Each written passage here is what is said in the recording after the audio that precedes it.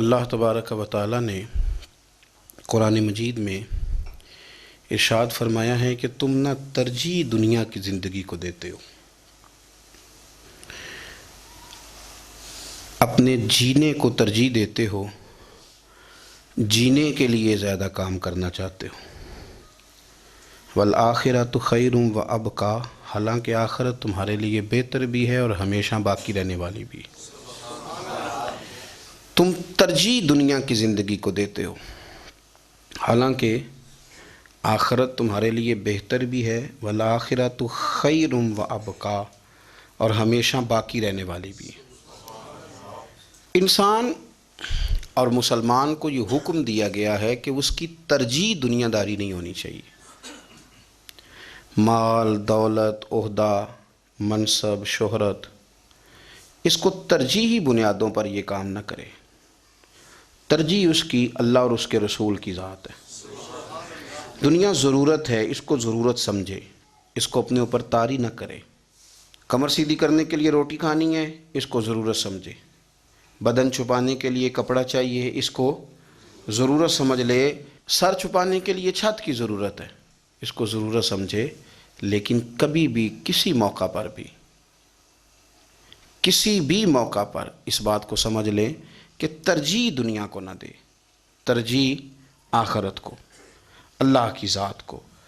ہماری آخرت کس طرح ٹھیک ہو سکتی ہے، آخرت میں کامیاب کس طرح ہو سکتے ہیں، آخرت میں اللہ تعالیٰ کی رضا کیسے پا سکتے ہیں، اس کو ترجیح دینی چاہیے۔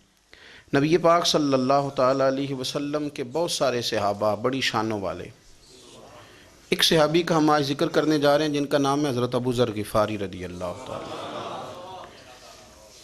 ہمارے صوفیاء تصوف میں ایک جملہ بولتے ہیں کہ تیرا تو فقر ابو ذر ہے، یعنی جن کو صحیح درویش کہتے ہیں نا، صحیح درویش۔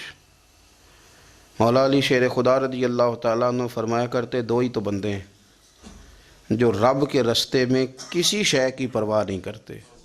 حضور کون سے؟ فرمایا ابو ذر غفاری ہے اور دوسرے علی المرتضیٰ ہے۔ مولا علی فرمایا کرتے یہ نا مسلمانوں میں سے چوتھے یا پانچویں مسلمان ہیں۔ شروع سے ایک سلیم الطبع آدمی، کچھ لوگ طبعاً بڑے نفیس ہوتے ہیں، طبعاً ہی اللہ کی طرف سے شروع سے ہی۔ ان کا جو قبیلہ تھا بنو غفار، وہ رہزنی کرتا تھا، لوگوں کو لوٹ لیتا تھا۔ شروع میں یہ کام کیا، لیکن جب کچھ لوگوں کی چیخیں کانوں میں گئیں تو چھوڑ دیا، فرمایا نہیں یار طبیعت نہیں مانتی۔ اور نبی پاک کا کلمہ پڑھنے سے پہلے ہی بتوں کی پوجا چھوڑ کے رب کی عبادت شروع کر دی۔ لوگ پوچھا کرتے تھے آپ عبادت تو کرتے تھے پر منہ کدھر کرتے تھے؟ فرماتے تھے جدھر وہ کرا لیتا تھا کر لیتے تھے۔ کسی نے انہیں بتایا کہ مکے میں ایک شخص ہیں جنہوں نے اعلان نبوت کیا ہے، آپ کی طرح کی باتیں کرتے ہیں۔ انہوں نے اپنے بھائی کو بھیجا، ان کا نام انیس تھا، پتہ کر کے واپس آئے، بھائی کہنے لگے ابو ذر، ان کا نام جندب ہے، اصل میں ذر ان کے بیٹے کا نام ہے اور کنیت سے زیادہ معروف ہیں، ابو ذر غفاری کہلاتے ہیں۔ فرماتے ہیں کہ بھائی نے آ کے بتایا کہ وہ نیکی کا حکم دیتے ہیں، برے کاموں سے منع کرتے ہیں، صلہ رحمی کا پیغام دیتے ہیں، لیکن لوگ سارے مخالف ہیں۔ یہ چیز بھی بڑی کاؤنٹ ہوتی ہے، اسے نہ کاؤنٹ کیا کریں۔ لوگوں کی ترجیحات بدلتی ہیں، صبح کچھ، دوپہر کچھ، شام کچھ، اسے نہ کاؤنٹ کریں۔ انہوں نے اس بات کو کاؤنٹ کر کے بتایا کہ لوگ ان کے جو ہیں نا وہ مخالف ہیں سارے۔ تو حضرت ابو ذر غفاری کہنے لگے مجھے تسلی نہیں ہوئی، میں خود جا کے پتہ کروں گا۔ کہتے ہیں مکہ شریف آیا تو کسی ایسے آدمی سے پوچھ بیٹھا، میں تو کچھ اور سمجھا تھا، وہ کچھ اور نکلا۔ مکے والوں نے بڑا مارا۔ مکے پہنچ کے پہلی جو چیز ملی وہ مار کھانے کی تھی۔ اب میں ڈرتے کسی سے پوچھتا ہی نہ، بھوک بھی بڑی تھی، رہنے کو جگہ نہیں تھی، حرم شریف میں لیٹا رہتا تھا۔ میرے نصیب دیکھو، مجھے ایک شخص نے آ کے ہلایا، کہنے لگے اگر مناسب سمجھیں تو میں آپ کو دیکھ رہا ہوں کافی دیر سے، آپ کوئی پردیسی ہیں، آپ کا اپنا مہمان نہ بنا لوں؟ تو میں نے کہا آپ کا کیا نام ہے؟ کہنے لگے میرا نام ہے علی ابن ابی طالب۔ کہتے ہیں مولا کائنات گھر لے گئے، کھانا بھی کھلایا، جگہ بھی دی سونے کو، خدمت بھی کی، لیکن چونکہ میں تو پہلے ایک سے پوچھ کے مار کھا بیٹھا تھا، میں نے پوچھا نہیں میں کدھر آیا ہوں۔ رات رہے، اگلی رات بھی رہے، لیکن میں نے بتایا نہیں میں کس کام آیا ہوں۔ حضرت ابو ذر غفاری رضی اللہ تعالیٰ عنہ کہتے ہیں خود ہی مولا علی نے پوچھا بتا سکتے ہو کیسے آئے ہو؟ میں نے کہا راز رکھ لو گے؟ فرمایا بڑا کشادہ سینہ دیا رب نے مجھے. تو بات تو کر کہنے لگے یار میں تو محمد مصطفیٰ کی زیارت کرنے آیا صلی اللہ تعالی علیہ وسلم. یہ بے نیاز لوگوں میں سے ہیں حضرت سیدنا ابو ذر غفاری. میں حضور کی زیارت کے لیے. حضرت علی کہنے لگے سویرے لے چلوں گا. انسان بزدل نہیں ہوتا، ہر انسان بزدل نہیں ہوتا، اور بلا وجہ ٹکراؤ کی پالیسی بنا لینا یہ بھی سیانے لوگوں کا کام نہیں. حکمت کے تقاضوں کے مطابق چلنا یہ بھی دلیر لوگوں کا ہی کام ہوتا ہے. حضرت مولا علی کہنے لگے صبح لے کے چلوں گا پر حالات ٹھیک نہیں. شرارتی لوگ ہر جگہ ہوتے ہیں. اگر کوئی شرارتیوں کا ٹولہ ملا نا جو کھڑا ہوگا جاسوسی کرنے کے لیے کہ حضور کی طرف کون کون جا رہا ہے، تو میں نیچے جھکوں گا جوتے کا تسمہ ٹھیک کرنے کے لیے. لیکن آپ نے نہیں کھڑے ہونا، آپ نے چلتے رہنا ہے تاکہ کسی کو شک نہ ہو. کہتے ہیں اس ترتیب سے حضرت علی مجھے لے کے گئے. میں حضور کی بارگاہ میں پہنچا. مولا علی کہتے ہیں بڑے بڑے لوگ سوال کرتے تھے پر یہ شروع سے سلیم الطبع تھے.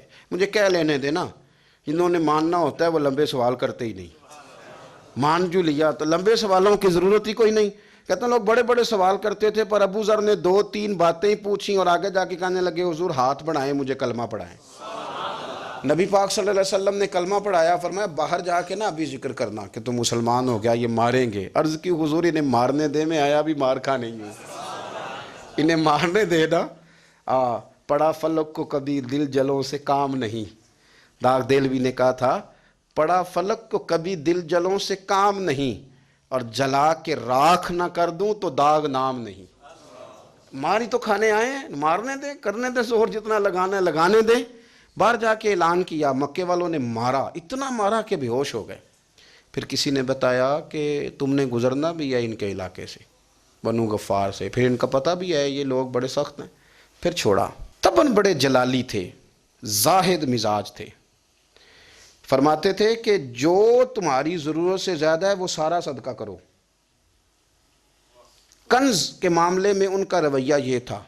صرف حضرت صدیق اکبر کو کچھ نہیں کہا انہوں نے، باقی حضرت عمر جیسے آدمی کو بھی کھڑا کر کے کہہ لیتے تھے یہ مال کیوں رکھا ہوا ہے خزانے میں، بانٹتے کیوں نہیں سارا. اور جناب عثمان غنی رضی اللہ تعالیٰ عنہ کے ساتھ تو باقاعدہ کئی دفعہ اس موضوع پر گفتگو کی. وہ کہتے تھے کہ جب اللہ کہتا ہے قرآن میں کہ مال دولت جمع نہیں کرنی، تو وہ جو لوگ تھے وہ بھی بڑی شانوں والے تھے. وہ کہتے تھے کہ اللہ نے جب زکوٰۃ فرض کی تو مال جمع ہوتا ہے تو زکوٰۃ فرض ہوتی ہے نا. جب فطرانے کا کہا تو مال ہوتا ہے تو فطرانہ آتا ہے نا. تو آپ جو کہہ رہے ہیں وہ ٹھیک ہے پر آپ اعلیٰ بات کر رہے ہیں تقوی کی، سارا بانٹو. تو حضرت ابو ذر غفاری کہتے تھے چلو ٹھیک ہے تمہاری بھی بات مان لیتا ہوں، پر یہ بتاؤ مدینے والے کا اپنا طریقہ کیا ہے. کہ بھئی حضور کا طریقہ تو وہی ہے جو آپ بتا رہے ہیں. تو فرمانے لگے پھر اس رستے نہ چلیں جو رستہ مدینے والے رسول کا ہے. اور حضور سے، نبی پاک سے عشق کرتے بڑا کھل کے. یہ صحابہ صفہ میں سے تھے. کلمے پڑھنے کے بعد چونکہ طبیعت جلالی تھی تو حضور نے بھیج دیا. فرمایا واپس جاؤ اپنے قبیلے میں تبلیغ کرو. واپس گئے، بھائی کو مسلمان کیا، والدہ کو مسلمان کیا، قبیلہ سارا مسلمان کیا، وہیں رہے. ہجرت مدینہ کے بعد آئے تبوک کے موقع کے قریب، اور حضور نے اصحاب صفہ میں رکھ لیا. نوکری کرتے مدینے والے رسول کی، دلیر آدمی تھے، بڑا قبیلہ تھا، پر ڈیوٹی کرتے، ڈیوٹی خدمت کرتے. ایک بیٹا تھا زار اس کا نام تھا. اس کی ڈیوٹی لگائی تم نے میرے نبی پاک کے اونٹ چرانے. ڈاکو آئے تو صاحبزادہ اونٹوں کی، اونٹنیوں کی حفاظت کرتے شہید ہو گیا. اور یہ انوکھا بندہ ہے جس نے شرط لگائی تھی کہ میں نے کالی سیاہ رنگ کی عورت سے شادی کرنی. انوکھا بندہ ہے. ایک بیٹی تھی، ایک بیٹا. بیٹا شہید ہو گیا. بیوی سے کہا تم نے نبی پاک کے گھر میں خدمت کرنی ہے، حضور کے گھر والوں، اور میں نبی پاک کی نوکری کروں گا. حضور کی خدمت کرتے، ہر وقت خدمت میں رہتے. اور حضور جب آتے نا، صحابہ صفہ میں یہ شامل تھے جو لوگ دین سیکھتے. حضور جب آتے تو سب سے پہلے آ کے حضرت ابو ذر غفاری کا پوچھتے، بلائیں. اور جب بات کرتے حضور تو بار بار ان کو مخاطب کر کے بات کرتے. حضرت ابو ذر غفاری رضی اللہ تعالیٰ عنہ کا نبی پاک سے اتنا پیار کہ ہماری بھی مشکل حل کر دی. ابو داؤد شریف میں موجود ہے. ایک دن کہنے لگے یا رسول اللہ صلی اللہ علیہ وسلم، اگر کوئی بندہ کسی سے پیار بڑا ہی کرے پر اس جیسے عمل نہ کر سکے، کوشش کرے کرنا. لوگ ہمیں کہتے ہیں نا جی پیار بڑا، عمل بھی تو کرو نا. بھی کرنا چاہیے پر انسان ہے نا، غلطی بھی تو ہو ہی جاتی ہے. اب ہم عمل نہیں کر سکتے تو تم ہمیں پیار بھی نہیں کرنے دو گے. مہربانی کرو پیار تو کرنے دو نا. حضرت ابو ذر غفاری نے کہا، ابو داؤد شریف میں موجود ہے، یا رسول اللہ صلی اللہ تعالی علیہ وآلہ وسلم حضور پیار بڑا کرے پر ان جیسے عمل نہ کرے تو حکم کیا ہے؟ تو حضور نے فرمایا پیار سچا کرے، اللہ قیامت کے دن جس سے محبت کرے گا نا اس کے ساتھ ہی دونوں کو اکٹھا فرما دے گا۔ تو حضرت ابو ذر نے فوراً کہا حضور پھر مجھے آپ سے بھی بڑا پیار ہے، رب سے بھی بڑا پیار ہے۔ فرمایا فکر نہ کرنا، جنت میں اکٹھے ہی جائیں گے۔ اتنی محبت رسول پاک کی ذات کے ساتھ حضور کی نوکری کرنا۔ ایک دن خدمت کرتے کرتے سو گئے، حضور مسجد میں آئے پتہ کرنے کہ ابو ذر آرام کر رہا ہے۔ یہ بھی مزہ ہوتا ہے، خیال رکھنا اپنے درویشوں کا، کیا کھایا کیا پیا کہاں سوئے۔ حضور رات کو آئے، یہ سوئے ہوئے تھے، فرماتے ہیں حضور نے میرا انگوٹھا ہلایا، میں اٹھ کے بیٹھ گیا، حضور بھی میرے پاس بیٹھ گئے۔ اور میں ابو ذر بڑا پیار کرتے ہو؟ سونے آپ کو پتہ ہی ہے۔ کہا یار تو بڑی نوکری کرتا ہے، ایک دن وہ بھی آئے گا جس دن تجھے میری مسجد اور میرے شہر سے جانا پڑے گا، پھر کیا کرو گے؟ تو عرض کی حضور کسی کی طاقت ہے مجھے آپ کے شہر سے نکالے؟ میں تلوار نکال لوں گا۔ تو نبی پاک نے فرمایا تلوار نہ نکالنا، جہاں تمہیں بھیجا جائے چپ کر کے چلے جانا۔ حضور کب تک؟ فرمایا جب تک اللہ تیری اور میری ملاقات نہیں کرا دیتا، یعنی وصال تک۔ یہ واحد شخص ہیں کہ حضور کے وصال ظاہری کا وقت آ گیا تو فرمایا کوئی میرے ابو ذر کو بلاؤ۔ جب یہ آئے تو حضور لیٹے ہوئے تھے، یہ جھکے نبی پاک کی طرف، حضور میں حاضر ہوں، تو حضور نے پکڑ کے سینے کے ساتھ لگا لیا۔ میرے رسول پاک صلی اللہ علیہ وسلم کی خدمت میں ایک دفعہ عرض کرنے لگے حضور مجھے صوبے کا گورنر بنا دیں۔ تو نبی پاک نے فرمایا ابو ذر میں عہدے پسند نہیں کرتا، تو تمہیں بھی میں کہتا ہوں عہدہ نہ لینا، تمہیں بھی کہتا ہوں عہدہ نہ لینا۔ فرمایا ابو ذر میں جو چیز اپنے لیے پسند کروں گا تمہیں بھی اسی کا مشورہ دوں گا، تم بندے اچھے ہو پر یہ کام تمہارے بس کا نہیں ہے۔ بڑے زاہد آدمی میرے رسول کریم صلی اللہ تعالی علیہ وآلہ وسلم نے ان کے بارے میں فرمایا جس طرح نبیوں میں حضرت عیسیٰ علیہ السلام ہوئے۔ حضرت عیسیٰ دیکھیں نا، انبیاء میں اللہ تعالیٰ نے ہر قسم کی عظمت نبیوں کو دیں۔ جناب سلیمان علیہ السلام کا تو تخت بھی ہوا میں اڑتا تھا، جن تک تابع دار تھے، اور نبیوں میں حضرت عیسیٰ بھی ہیں جن کے پاس گھر بھی کوئی نہیں، شادی بھی کوئی نہیں کی، اینٹ سرانے رکھ کے تکیہ بناتے، ایک ان کے پاس کنگھی تھی اور ایک پیالہ تھا۔ دیکھیں جو بندہ نیک ہو نا وہ بھی نیک ہیں، اللہ کے نبی ہیں۔ آپ اپنا تقوی مسلط نہیں کریں گے، جو وہ کر رہے ہیں وہ بھی مخلص ہو کے کر رہے ہیں۔ حکومتیں جو چلانی ہیں تو وہ کس نے چلانی ہیں؟ اگر نیک بندے نہیں آئیں گے تو غلط لوگ آئیں گے، قوموں پہ ظلم کریں، وہ بھی اپنی جگہ ٹھیک ہیں، لیکن یہ جو کر رہے ہیں یہ بات بھی اپنی جگہ بالکل ٹھیک ہے۔ ہم پتہ کیا کرتے ہیں، ہم چیزوں کو مسلط کرتے ہیں، ایک دوسرے پر مسلط نہیں کریں چیزوں کو۔ آپ جو کر سکتے ہیں، جو رستہ آپ کو صحیح لگتا ہے اختیار کر لیں، یہی تو ہمارے دین کا حسن ہے کہ سارے رستے واضح کر کے ہمیں دکھاتا ہے۔ حضرت عیسیٰ علیہ السلام نے ایک دن دیکھا کہ ایک بندہ نا انگلیوں کے ساتھ اپنے بال سیدھے کر رہا ہے، تو آپ نے فرمایا یار کنگھی کے بغیر بھی کام چل سکتا ہے، کنگھی بھی خیرات کر دی۔ دیکھا ایک بندہ ہاتھ کا تکیہ بنا کے لیٹا ہے، تو فرمایا اینٹ بھی دے دو کسی کے کام آ جائے گی۔ ایک دن دیکھا کہ ایک بندہ نا یوں چلو میں پانی پی رہا ہے، فرمایا پیالہ بھی رہنے دو، اس کے بغیر بھی کام چل ہی جاتا ہے۔ جناب عیسیٰ کا یہ زہد تھا۔ میرے نبی پاک علیہ السلام نے فرمایا جس نے جناب عیسیٰ کا زہد دیکھنا ہو وہ میرے ابو ذر غفاری کو دیکھے، ان کو دیکھے، یہ دنیا میں جناب عیسیٰ کے زہد کے مطابق چلتے پھرتے ہیں۔ ساری زندگی دولت کو مال کو پسند نہیں کیا۔ جہاں رہتے تھے ایک گورنر صاحب نے 300 دینار تحفے میں بھیجے، تو ایک ہوتا ہے نا بندہ کہتا نہیں نہیں ضرورت نہیں، اور حضور سید عالم صلی اللہ علیہ وسلم نے حضرت عمر سے فرمایا تھا جو خود بخود آ جائیں وہ قبول کر لو، اللہ کی طرف سے۔ لیکن ان کا رنگ فقیری والا تھا اور تھوڑا انوکھا تھا۔ 300 دینار آئے تو فرمانے لگے اسے جا کے کہو تمہیں کوئی اور بندہ نہیں ملا دھوکہ دینے کے لیے، میرے گھر ہی مال بھیج دیا ہے۔ فرمانے لگے میرے پاس گدھا ہے سواری کرنے کے لیے، میرے پاس بکریاں ہیں دودھ پینے کے لیے، میرے پاس ایک چادر اضافی ہے سامان میں سے، میں تو ڈرتا ہوں کہ رب کہیں اس چادر کے بارے میں سوال نہ پوچھ لے، اور تم ہو کہ میرے پاس یہ لے کے آئے ہو۔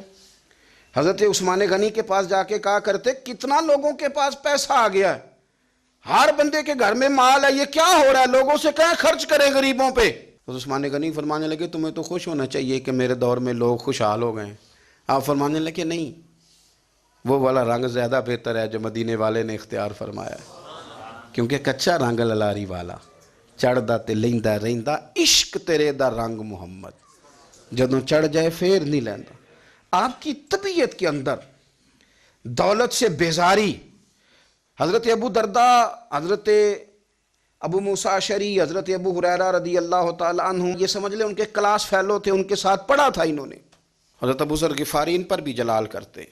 آپ یقین کریں کہ طبیعت نا ایسے کیف میں آ گئی ان کو پڑھ کے، ان کو پڑھا جب کچھ دنوں سے تو کچھ انوکھا، یہ انوکھی وجہ ہے، سارے زمانے سے نرالے ہیں، یہ بندے کون سی بستی کے یار اب رہنے والے ہیں، یہ کس طرح کے لوگ ہیں، کیا سوچ ہے۔ حضرت ابو درداء رضی اللہ تعالیٰ عنہ کے گھر کے قریب سے گزرے تو حضرت ابو درداء مکان بنا رہے تھے، کیا جملہ کہا، تڑپ گئی روح، فرمانے لگے ابو درداء تجھ سے مجھے یہ امید نہیں تھی یار۔ فرمایا کیا ہوا؟ فرمانے لگے اب تیرا مکان بنانے کے لیے بھی اللہ کے بندوں کی پشتوں پر اینٹیں رکھی جائیں گی، تیرا مکان بنانے کے لیے رب کے بندوں کی پشتوں پر اینٹیں تیرے لیے۔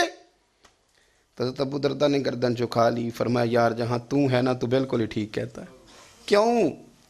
میرے نبی پاک صلی اللہ علیہ وسلم نے فرمایا اس زمین کے اوپر اور آسمان کے نیچے ابو ذر غفاری سے سچا بندہ کوئی نہیں، ان سے زیادہ سچا کوئی نہیں۔ فرمایا تو ٹھیک کہتا ہے یار، صحیح کہتا ہے۔ حضرت ابو موسیٰ اشعری رضی اللہ تعالیٰ عنہ کو گورنر بنا دیا گیا عراق کا۔ اب حضرت ابو موسیٰ اشعری صحابہ میں ایک بڑے جلیل القدر صحابی ہیں، اور ان کی عظمتیں، رفتیں، بلندیاں کیا کہنا، بڑی گہری دوستی تھی۔ لیکن جب وہ گورنر بن گئے نا تو آپ نے فرمایا بس بھئی اب تو نے عہدہ لے لیا ہے، یہ بندے کو ٹھیک نہیں رہنے دیتی چیزیں، اب تو عہدے میں چلا گیا۔ بڑی مدت کے بعد ملاقات ہوئی حضرت ابو موسیٰ اشعری کے ساتھ، وہ دوڑ کے آئے حضرت ابو ذر غفاری کے گلے ملنے، میرا بھائی میرا بھائی۔ فرمایا پیچھے ہٹ جا، میں نہیں تیرا بھائی، تو گورنر ہے، میں غریب آدمی ہوں، اپنا کام کر۔ پھر دوڑ کے آئے، فرمایا ابو ذر تو میرا بھائی ہے یار، اکٹھے پڑھتے تھے حضور۔ فرمایا نہیں جا تو نہیں میرا۔ پھر آئے، جانتے تھے نا یہ سچا بندہ ہے، یہ سچا بندہ ہے، یہ تقریروں والا نہیں، صرف وعظوں والا نہیں، اس کے اندر بھی بڑی سچائیاں ہیں۔ قریب آئے، آ کے کہا یار تو میرا بھائی ہے، میرے سینے لاگ۔ فرمانے لگے تو تیسری بار آیا ہے، مومن ہے، میں منہ نہیں موڑ سکتا، پر پہلے مجھے بتا گورنر بننے کے بعد تو نے مکان کتنے بنائے، باغ کتنے لگائیں، چکیاں کتنی لگائیں، کتنے تو نے چیزیں بنائی ہیں، پہلے بتا۔ تو حضرت ابو موسیٰ اشعری نے ان کا ہاتھ پکڑا، رونے لگے، کہنے لگے جس محبوب سے تو نے تربیت لی ہے میں بھی انہی کا نوکر ہوں، جن کپڑوں میں میں عراق گیا تھا میرے آج بھی وہی ہیں یار۔ کیا بات کرتا ہے تو، میرے وہی ہیں۔ مجھے بتا اگر یہ عہدے خدمت کے ہم نہیں لیں گے تو پھر کیا ظالموں کو دیں گے، غیروں کو دیں گے؟ نہ کر، کچھ نہیں بنایا۔ حضرت سیدنا ابو موسیٰ اشعری رضی اللہ تعالیٰ عنہ روئے، اور جب کہا نا کوئی شے نہیں میرے پاس، تو فرمایا اچھا چل آ جا، پھر سینے لگ جا، تو واقعی میرا بھائی ہے۔ پھر حضرت ابو ذر غفاری نے محبت فرمائی، وہ درویشی، وہ فقیری، وہ سادگی، وہ نورانیت، وہ دل کے ساتھ اندر۔ ہمارے تو بہت سارے لوگ ہیں جو کہتے ہو کہاں لے جانا ہے مال، کیا ضرورت ہے مال کی، ہر وقت مال کی مخالفت کرتے ہیں، لیکن دل ان کا کہتا ہے کہ آئے صحیح، کسی طریقے سے پہنچے صحیح۔ حضور نے فرمایا بعض لوگوں کی زبانیں شہد سے زیادہ میٹھی، دل بھیڑیے سے زیادہ خطرناک، اوپر سے کہہ کچھ رہے ہیں اندر حالات کچھ اور ہیں۔ لیکن حضرت ابو ذر غفاری رضی اللہ تعالیٰ عنہ دوری دولت سے، آپ فرماتے کیوں ہیں لوگوں کے پاس مال، کس لیے اتنا مال جمع کیا ہے؟ کیا ساری غریبی ختم ہو گئی ہے، غربت مٹ گئی ہے ساری؟ کیوں لوگ مال بناتے ہیں؟ ایک اور آپ کی کلاس فیلو تھے جو بصرے کے گورنر بنے، عبداللہ بن عامر رضی اللہ تعالیٰ۔ ایک صاحب سے ملاقات ہوئی، جناب نافع تائی ان کا نام تھا، تو حضرت ابو ذر غفاری سے وہ بڑے شوق سے ملنے آئے، حضور کے صحابی سمجھ کر کے۔ فرمایا کہاں کے رہنے والے ہو؟ کہا میں تو بصرے کا رہنے والا ہوں۔ فرمایا وہاں میرے ایک کلاس فیلو ہیں عبداللہ بن عامر، کہا وہ تو آج کل گورنر ہیں۔ فرمایا میرا ایک پیغام دے دو گے اس کو جا کے؟ کہا حضور دے دوں گا۔ فرمایا اس سے جا کے کہنا تو گورنر بن کے بھی زندہ ہی ہے، اور میں پانی کا پیالہ پیتا ہوں، کھجور کھاتا ہوں اور رب کی عبادت کرتا ہوں، میں بھی تو زندہ ہی ہوں نا، تو بھی زندہ ہی ہے، اس سے آگے کچھ نہیں ہے۔ اور میں کھجور کھاتا ہوں، پانی کا پیالہ پیتا ہوں، میں بھی تو زندہ ہوں نا۔ اللہ اکبر۔ نافع تائی کہتے ہیں اس پیغام کی سمجھ نہیں آئی، لیکن میں لے کے گیا۔ عبداللہ بن عامر سے میری ملاقات ہوئی تو میں نے کہا جی ایک پیغام دینا ہے، تو انہوں نے کچھ توجہ نہیں کی۔ جب میں نے بتایا نا کہ حضرت ابو ذر غفاری کا پیغام ہے تو ان دونوں آنکھیں کھول دیں، کہنے لگے جلدی بتاؤ انہوں نے کیا کہا ہے۔ فقر اور درویشی کے رستے پہ چلنے والوں کے امام سیدنا ابو ذر غفاری نے کیا کہا ہے؟ تو کہتے ہیں مجھے پاس بٹھا لیا، شفقت فرمائی، کہنے لگے اب بتاؤ انہوں نے کیا کہا ہے۔ تو عرض کرنے لگے انہوں نے کہا ہے کہ تو گورنر ہے، تو بھی زندہ ہے، اور میں کھجور کھاتا ہوں، پانی پیتا ہوں، رب کو یاد کرتا ہوں، میں بھی تو زندہ ہی ہوں نا۔ کہنے لگے ایک دفعہ پھر کہا انہوں نے کہا تھا کہ میں کھجور کھاتا ہوں، پانی پیتا ہوں، عبادت کرتا ہوں، میں بھی تو زندہ، کہا ایک دفعہ پھر کہتے ہیں تیسری دفعہ کہا تو وہ اتنا روئے کہ انہوں نے چادر میں منہ چھپا لیا۔ کہنے لگے یار وہ ٹھیک ہی کہتا ہے، وہ صحیح کہتا ہے، اتنا مال، اتنے عہدے، اتنی چیزیں، اتنا کچھ جمع کر کے رکھا ہے، ان کا حساب دینا، ان چیزوں کی اللہ کے حضور کیا عذر پیش کریں گے، کس طرح رب کی بارگاہ میں بتائیں گے، کیا وجہ تھی، کن چکروں میں ہم نے زندگی گزار دی۔ سیدنا ابو ذر غفاری رضی اللہ تعالیٰ عنہ نے اپنی حیات مبارکہ ساری کی ساری فرماتے تھے کہ ہم نہیں عمل کریں گے تو کون کرے گا، وہ خاص سادگی، وہ خاص۔ اور پتہ میرے نبی پاک نے کیا فرمایا؟ فرمایا مجھے میرے رب نے حکم دیا ہے کہ میں 4 لوگوں سے پیار کروں۔ اللہ اکبر۔ کاش کبھی آپ اس حدیث کے جملوں کو سمجھیں۔ او یار اللہ نے حکم دیا ہے، محبوب پیار کرے۔ حضور کس سے؟ تو پہلے 3 مرتبہ نبی پاک نے ایک ہی شخص کا نام لیا، فرمایا علی سے، علی سے، علی سے، پھر فرمایا ابو ذر غفاری سے، پھر فرمایا جناب مقداد سے، پھر فرمایا سلمان فارسی سے۔ رب نے مجھے کہا ان سے پیار کرو۔ حضرت ابو ذر غفاری تبوک کے موقع پر نا اونٹ پہ بیٹھے تھے، پیچھے رہ گئے، اونٹ پر بیٹھے تھے تو پیچھے رہ گئے، اونٹ سست تھا، تھک گیا، چل نہیں رہا تھا۔ حضرت ابو ذر غفاری رضی اللہ تعالیٰ عنہ پہلے تو اسے لے گئے ایک گاؤں میں کہ اونٹ بیمار ہو گیا، اس کا علاج کرایا، لیکن جب وہ ٹھیک نہ ہو سکا نا تو اونٹ وہیں چھوڑ دیا۔ حضور صلی اللہ علیہ وسلم کے پیچھے ضرور پہنچنا ہے میدان تبوک میں، تو جو سامان تھا وہ سارا پشت پہ رکھا اور اکیلے ہی چل دیے، تنے تنہا اور پیدل۔ سامنے سے گرد اڑتی ہوئی نظر آئی تو لوگوں نے کہا حضور پتہ نہیں کون آیا ہے۔ فرمایا تمہیں نہیں پتہ، مجھے تو پتہ ہے نا، ابو ذر غفاری آیا ہے، ابو ذر غفاری آئے۔ پھر حضور نے فرمایا یمشی واحدہ و یموت واحدہ و یبعث واحدہ، فرمایا یہ تنہا چلتے ہیں، یہ تنہا ہی دنیا سے جائیں گے، تنہا ہی اٹھائے جائیں گے، تنہا چلتے ہیں، تنہا ہی دنیا سے جائیں گے، انتقال تنہا ہی اٹھائے جائیں گے۔ جو بہت زیادہ سختی کرنے لگے صحابہ پہ، بہت زیادہ، تو حضرت عثمان غنی رضی اللہ تعالیٰ عنہ نے فرمایا کہ آپ اپنے مزاج کے لحاظ سے تو درست ہیں، پر جو چیز آپ طاری کرنا چاہتے ہیں جب شریعت گنجائش دیتی ہے تو آپ کیوں اتنی سختی فرماتے ہیں؟ تو فرمانے لگے ٹھیک ہے پھر مجھے ربضہ جانے کی اجازت دے دو۔ ربضہ ایک بستی تھی، جنگل تھا، وہاں کوئی آتا جاتا نہیں تھا، اسی کسے دے کچھ نہیں جلا گئے تو نہ کچھ ہڈا دردی۔ حضور نے کہا تھا نا یمشی واحدہ، تو اکیلا چلے گا، ربضہ چلے گیا۔ حضرت سیدنا عثمان غنی نے کہا یہ کچھ بکریاں لے جاؤ، دودھ پی لیا کرنا۔ فرمایا عثمان مجھے مال کی تو ضرورت پہلے دن سے ہی کوئی نہیں، مجھے تو رب رسول کی ضرورت ہے، ان کی کرم نوازیاں میرے ساتھ رہتی ہیں۔ تشریف لے گئے، وہاں تنہا کھجور کے خشک ٹکڑے کھاتے، عبادت کرتے، اللہ کو یاد کرتے۔ بڑے بڑے لوگوں نے آ کے کہا کہ ابو ذر آپ کی بڑی شان ہے، ہمارے ساتھ چلیں۔ فرمایا چھوڑو، کہاں منشور ہم اور کہاں ہنگامے محبت کے، ایک حجرے میں رہتے ہیں، خدا کو یاد کرتے ہیں، ضرورت کوئی نہیں، جہاں ہوں نا وہاں میں ٹھیک ہوں، حاجت نہیں۔ وصال کا وقت آ گیا، دنیا سے جانے کا ٹائم آ گیا، اکیلے ہیں، بیوی ہے اور بیٹی ہے، جنگل کا علاقہ ہے، حج ہو گیا، راستے بند ہو گئے، بیمار ہو گئے، اپنی اہلیہ کو بلا کے کہنے لگے اب میں بچوں گا نہیں، اب جانے کا وقت آ گیا ہے۔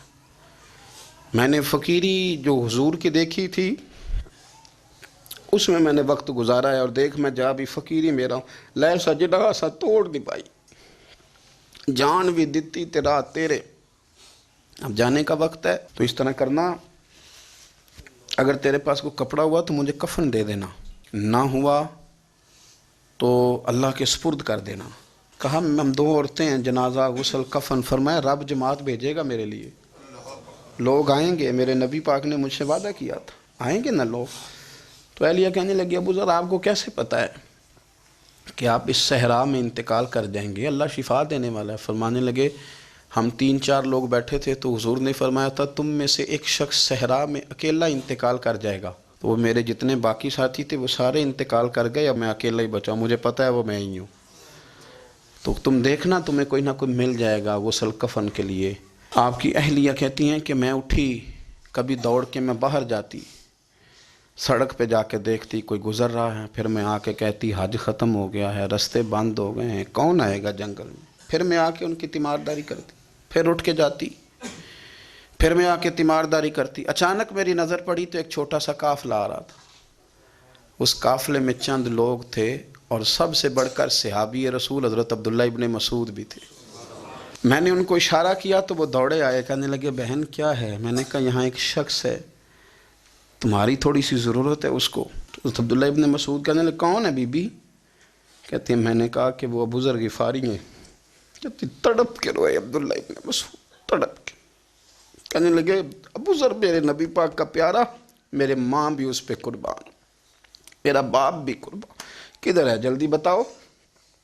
کہتی میں لے آئی، 4-5 لوگ تھے وہ، تو سیدنا ابو ذر غفاری کہنے لگے عبداللہ میرا وصال ہو جائے گا لیکن یاد رکھنا میری بیوی کے پاس کفن کے لیے کپڑا موجود نہیں، اور لہو سجنا سا توڑ ہی نہیں پائی، جان بھی دیتی تیرا تیرے، کفن کے لیے کپڑا نہیں ہے، لیکن تم میں سے نا وہ بندہ کوئی کپڑا نہ دے جو کبھی کسی سرکاری عہدے پہ رہا ہو، وہ بندہ میرے کفن کے لیے کپڑا نہ دے کسی سرکاری عہدے پہ رہا ہو۔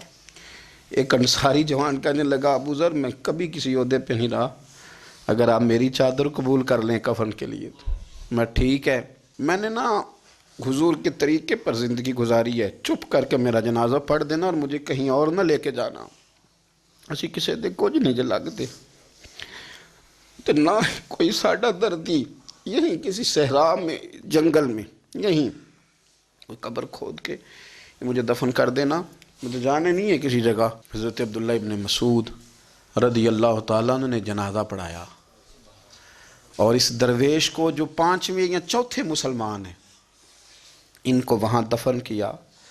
جب خبر پہنچی نا مدینے تو سب سے زیادہ آنسو مولا علی نے بہائے، سب سے زیادہ حضرت علی نے۔ لوگوں نے کہا اتنا کیوں روتے ہو؟ فرمایا 2 ہی تو بندے تھے جو اللہ کے راستے میں کسی کی پرواہ نہیں کرتے تھے، اب ایک ہی رہ گیا ہے۔ کہا حضور کیا مطلب؟ فرمایا 2 ہی تھے، ایک ابو ذر اور ایک علی، اب اکیلا علی تو رہ گیا، وہ چھوڑ کے چلے گئے۔ حضرت سیدنا ابو ذر غفاری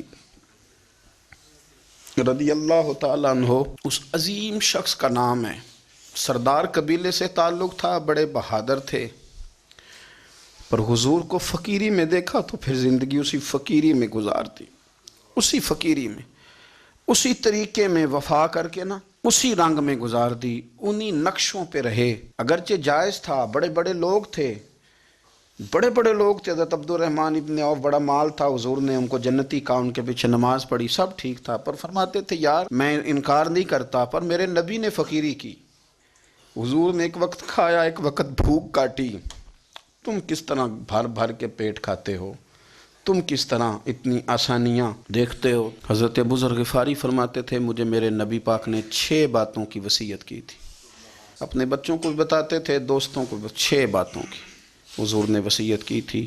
سب سے پہلے حضور نے فرمایا تھا ابو ذر مسکینوں سے محبت کرتے رہنا۔